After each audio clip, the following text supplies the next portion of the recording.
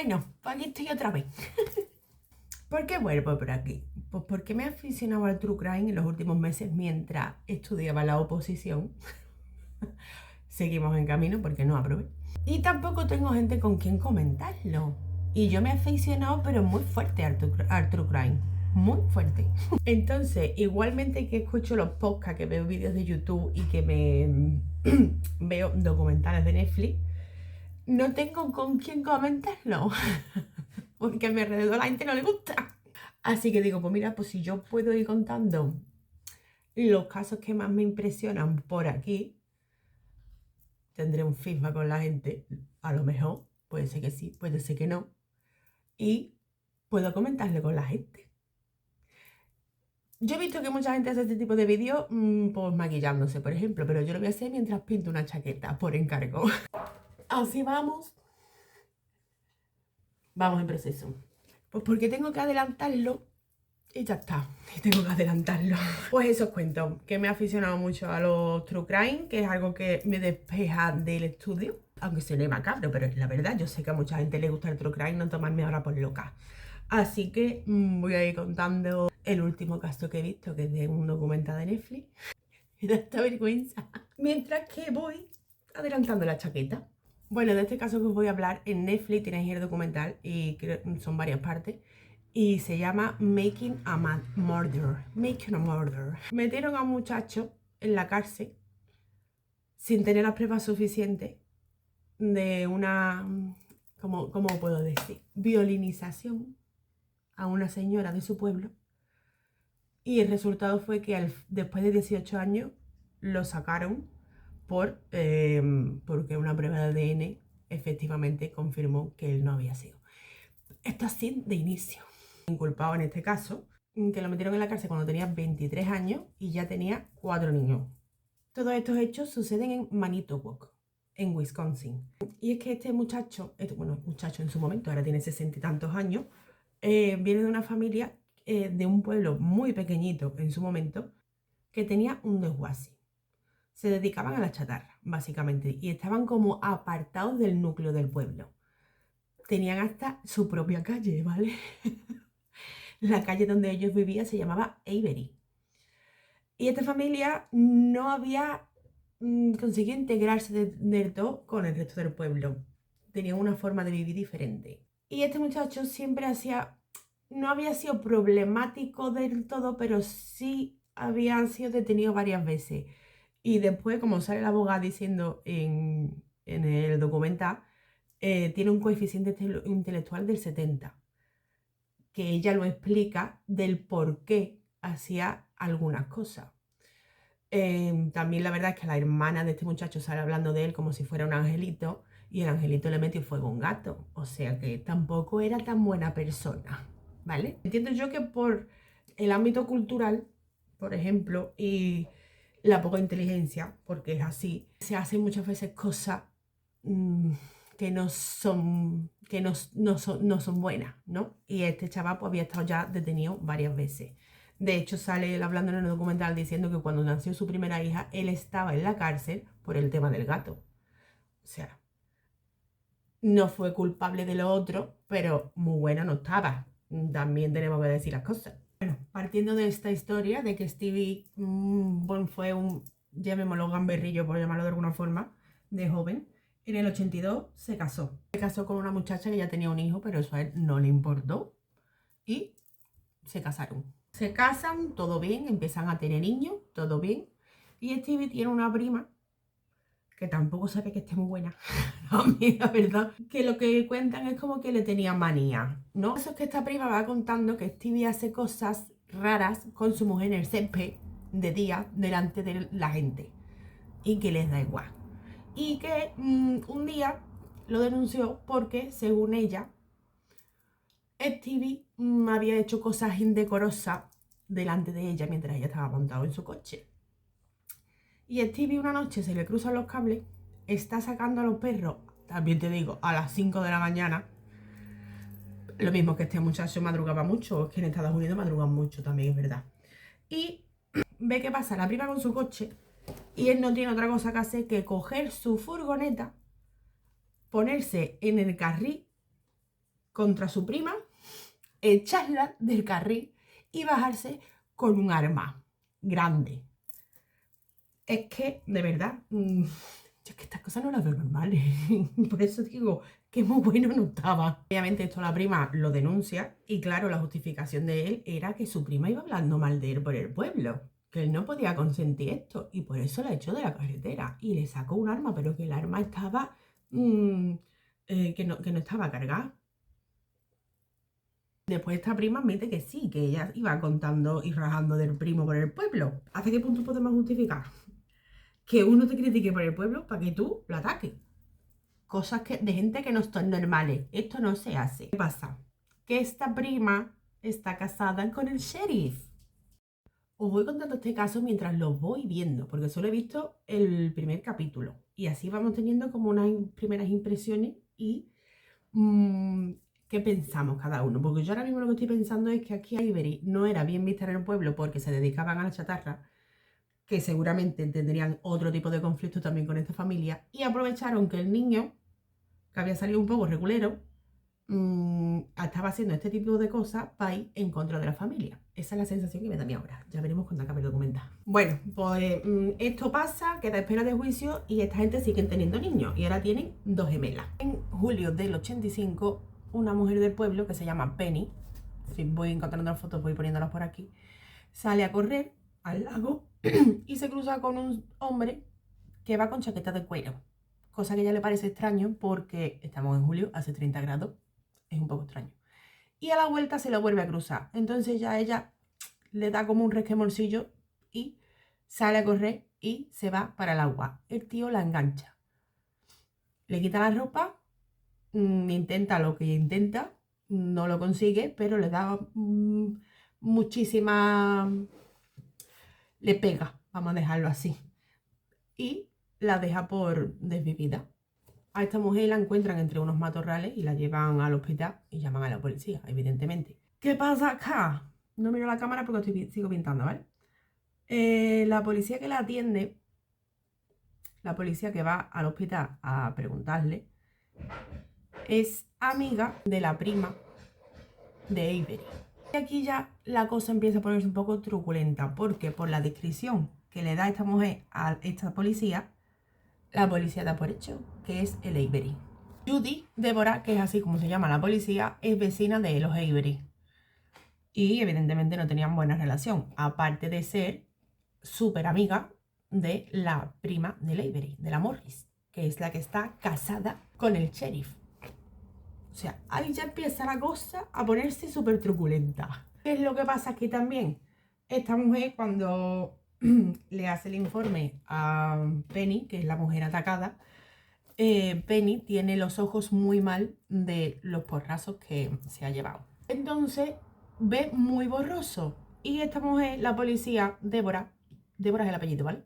Le hace la declaración y le dice que lo firme. Pero Penny no ve bien como para firmarlo. Aún así, cree a la policía en lo que le está diciendo y lo firma. ¿Qué otra cosa hay aquí que escama bastante? Sale otro inspector de policía diciendo que él se entera que se hizo un retrato robot de la descripción que en teoría había dado la mujer que había sido atacada, Penny, pero que este retrato robot realmente no lo hacen de la descripción que ha dado Penny, sino que buscan una foto de Avery de cuando estuvo detenido y a partir de esa foto hacen el retrato robot. Se lo enseñan a Penny, Penny dice que sí que es él y ahora a partir de ahí empiezan a enseñarle fotos y la señala a Avery como que ha sido él y después en una rueda de reconocimiento lo ponen a este señor Avery y también señala que ha sido él. Pero originalmente los datos que había dado ella, tanto de altura, de complexión, de color de ojos y demás, no coinciden con Avery. ¿Por qué se supone que esta mujer en la rueda de reconocimiento dice que ha sido él? Porque al final es la única foto que le enseñaron. Es a la única persona de la rueda de reconocimiento que le suena de haberla visto antes, por la foto.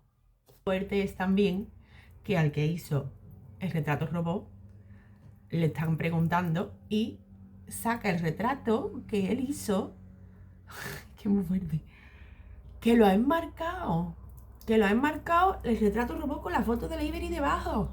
Y el tío dice que es que sentía orgullo porque fue la primera vez que un retrato robot suyo había servido para algo. Y yo, es que esto es tan truculento todo. Y obviamente todo esto es bajo el conocimiento y consentimiento del sheriff. Que cuando lo arrestaron a Avery, el sheriff lo primero que le dijo cuando llegó allí fue, ya te tengo. Cuando lo detuvieron, el sheriff ordenó que el nombre de Avery no estuviera en la lista de detenidos porque así no se avisaba al abogado si le tocaba un abogado de oficio o el abogado pertinente que tuviera. No solo eso, sino que además lo metieron en una celda de aislamiento para que no tuviera contacto con nadie y le prohibieron llamar. Esto es completamente ilegal. Lo que pasa es que, claro, la familia de este muchacho, de Avery, llamó a la abogada que ya tenía, porque recordemos que este muchacho ya tenía cositas de antes, por lo que sea. Vamos a hablar también un poquito de esta mujer que fue atacada, evidentemente se merece que se hable de ella por lo que le pasó. Esta mujer está casada, tiene su familia, voy a dejar por aquí el nombre, pero creo que se pronuncia los Bersens.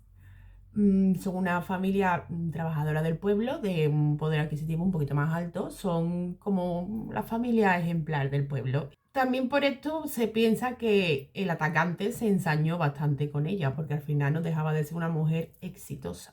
Digamos que era gente importante y que por eso el sheriff pues cogió una cabeza de turco y dijo, esto tenemos que resolverlo cuanto antes, a mí me conviene que sea este porque así me lo quito de en medio y las culpas va. Esta familia, los Avery, se ve que había sido un poquito conflictiva, entonces cuando en los periódicos y en todos lados salió que había sido este el atacante, el niño, el chaval Avery, por diferenciarlo, pues no les extrañó a nadie. Y es que no había evidencia ninguna de que hubiese sido este muchacho y incluso policías de otros sitios le dijeron al mismo sheriff que no era él, que no había sido él y que investigaran a otro que se llama Gregory Allen, que tenía toda la pinta porque ya tenía delitos parecidos y estaba por la zona. Pero ¿qué hizo el sheriff?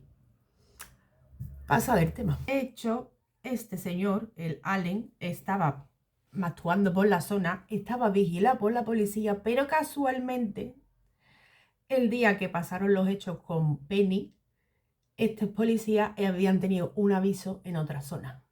Casualmente, por lo que sea. Todo esto fue puesto en conocimiento del sheriff, pero el sheriff dijo que no, que había sido Avery.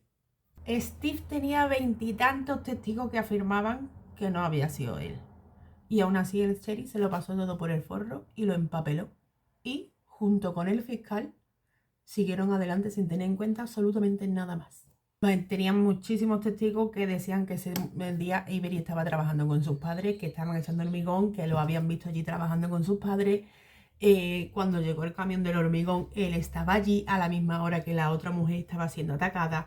Presentó hasta tickets, porque se había ido de un pueblo a otro, había comido en otro sitio y presentó hasta tickets de su tarjeta de crédito, como que en el momento en que esa mujer estaba siendo atacada, él ni siquiera estaba en el pueblo. Aún así, no lo tuvieron en cuenta. Steven nunca admitió que él era el culpable. Uy, he metido...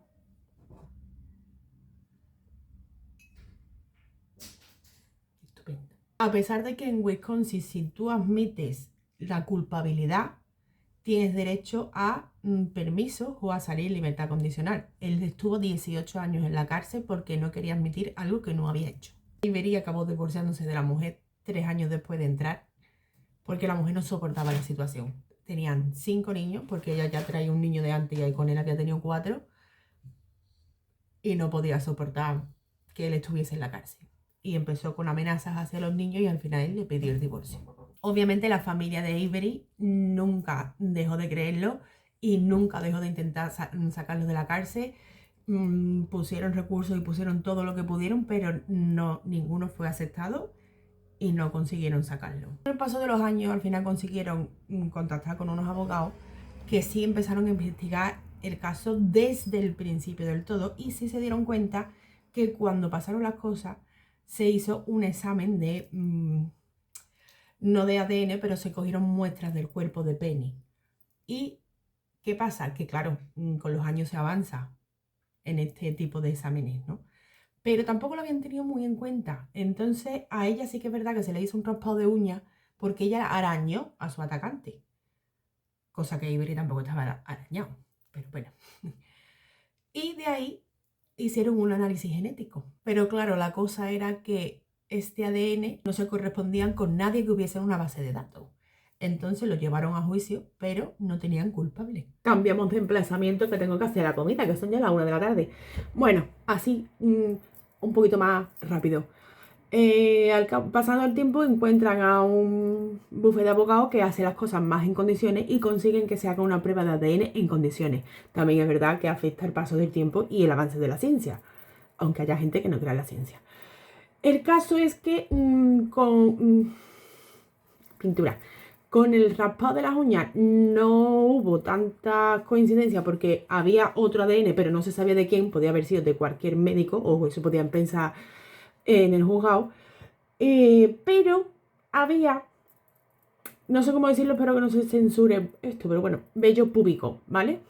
Entonces había vello púbico que no equivalía al de la mujer atacada ni al de el muchacho Avery. Entonces lo metieron en una base de datos y resultó una coincidencia. ¿Sabemos de quién? Del Allen, del Gregory Allen. Chaval. Ya por fin, después de 18 años metidos en la cárcel, se pudo comprobar que este muchacho pues no había sido el culpable, nunca había llegado a cometer este crimen y pudo salir de la cárcel. Cuando llaman al fiscal para decirle que Avery ha quedado libre porque se ha demostrado con prueba de ADN que no fue él, el fiscal, lejos de sorprenderse o de preguntar qué es lo que pudo fallar para que hubiesen metido a esta persona inocente en la cárcel, solo preguntó si tenían algo en contra de Gregory Allen. ¿Qué pasaba aquí? ¿Qué postura más? Pasaba aquí que 2 años antes del ataque a Penny, este señor Gregory Allen ya había atacado a otra mujer de la misma forma y en el mismo sitio, en la misma zona donde atacó a Penny. Pero ese caso no llegó a nada. El fiscal lo sabía, omitió esto, omitieron todas las pruebas que acusaban a Gregory Allen y también omitieron todas las pruebas que hacían que no podía ser el acusado. Avery no podía ser el culpable. Entonces, queda bastante claro que fueron a por él sí o sí, sin ningún motivo. Realmente no tenían ningún motivo. Y ahora ya entra aquí la Fiscalía General de la Nación, evidentemente, porque este fiscal se había tomado la justicia por su mano, había omitido cosas, había impuesto otras cosas, había manipulado para meter a Avery en la cárcel. Pero es que no es solo es que tú metieras a un inocente durante 18 años en la cárcel. Es que has dejado libre durante esos 18 años a un agresor reincidente, con muchísimas pruebas en contra de él. Un agresor que podía seguir atacando. Pero es que todo esto no queda aquí. En los días previos a que atacaran a Penny, este tal Gregory Allen había estado vigilado durante día y noche, como ya os he dicho antes, pero haciéndole hasta 14 registros diarios, porque se tenía ya la sospecha de que había atacado a muchas mujeres y que iba a seguir haciéndolo. Incluso, en el transcurso en el que Avery estaba en la cárcel, fueron a Penny a contarle esto, pero esta mujer se quedaba como confundida. Lógicamente también, te digo, porque él había sido bastante manipulada. Finalmente a Gregory Allen lo encerraron en la cárcel, le cayó la pena máxima porque en el 95 entró en casa de una mujer que estaba dormida por la noche en verano y la agredió. Lo consiguieron detener, evidentemente como tenía ya cositas de antes, pues le cayó una pena de 60 años. Pero esto se podía haber ahorrado si el fiscal que metió a Avery en la cárcel o lo hubiese metido a él en la cárcel. Pero en la investigación de la fiscal general investigan el hecho de que por qué este hombre estaba libre cuando había cometido tantas mierdas, ¿no? Y de la oficina del sheriff declararon que no tenían constancia de que este tal Allen hubiese estado en el 85 por allí cuando realmente lo tenían más que fichado, porque es que tenían hasta fotos suyas en las bases de datos suyas. Igualmente que lo sabían porque fueron específicamente a decirle, oye, este tío estaba rondando por aquí, te estás equivocando, estás metiendo en la cárcel al que no era. O sea, datos demostrados de que sí sabían perfectamente de la existencia de Gregory Allen y que lo tenían hasta fichado en su propia comisaría. La investigación de la Fiscalía General dura 3 meses y demuestran que no hubo ningún tipo de investigación para culpar a Avery, simplemente el hecho de que querían meterlo en la cárcel y podían. Y después de toda esta investigación por parte de la Fiscalía General, en la que se demuestra que no había pruebas, simplemente más el hecho de que querían meter en la cárcel a Avery, ustedes igual que yo pensaréis, bueno, se tomarían medidas en contra de esta gente que se tomó la justicia por su mano, ¿no? Ah, pues no. Nada más lejos de la realidad. No solo no se hizo nada, sino que la fiscal general del Estado declaró que no veía ningún tipo de infracción ni penal ni ética. ¿Cómo te queda? Obviamente, ante la negación de culpas y la inanición por parte de las fuerzas del Estado, de la fiscalía y de la política, porque aquí seguro que hay políticos metidos, pues a Avery no le queda otra que demandar él por él mismo. Evidentemente se había llevado 18 años en la cárcel sin ser culpable. No le van a dar ni un duro. Stevie Avery demandó por valor de 36 millones de dólares. Y a ver qué pasa aquí. Porque claro, no es solo es que tengan que pagarle una millonada, que también es justo, porque se ha llevado 18 años de su vida encerrado en una cárcel, perdiéndose la vida de sus hijos, de su familia y perdiéndose su libertad. Sino que aquí se mostraría la incompetencia de tanto la fiscalía, del fiscal que lo metió, que pudo hacerlo porque podía, porque tenía el poder de hacerlo, de los policías que trabajaron en el caso y de la Fiscalía General del Estado, que también ya estaba implicada, quieras que no, porque había hecho la vista gorda. Hasta aquí ha llegado el capítulo 1, pero es que la cosa se pone bastante tensa, porque claro, no pueden admitir ese error y pagarle esa millonada porque van a quedar todo el mundo en evidencia. ¿Y cómo te explicas tú que después de todo esto a este muchacho lo acusen por desvivir a otra persona? Me he quedado flipada con el final del capítulo, también te digo. Porque es que además escucha a un policía diciendo tenemos el cuerpo y dice otro no. Y dice entonces ¿cómo tenemos detenido a Stephen Avery? ¿What? Bueno. Bueno, si os gustan este tipo de vídeos, dejármelo saber, por favor. A mí me hace mucha ilusión grabar este tipo de vídeos.